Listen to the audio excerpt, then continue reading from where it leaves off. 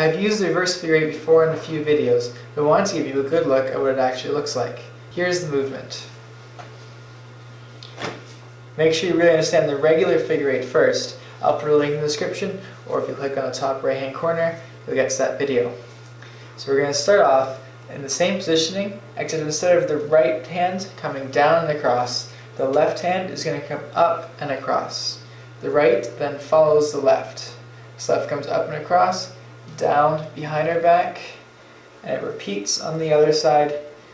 It does the same motion as the regular figure eight, it's just in complete reverse.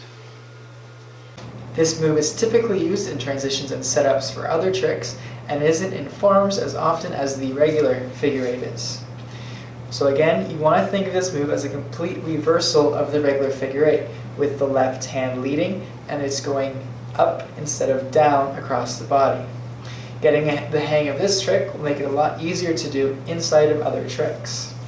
Thanks for watching the end of this short video. I hope you liked it. If you did, please give it a thumbs up. Leave a comment below if you have a question or a suggestion, and be among the first to see new videos, subscribe to my channel.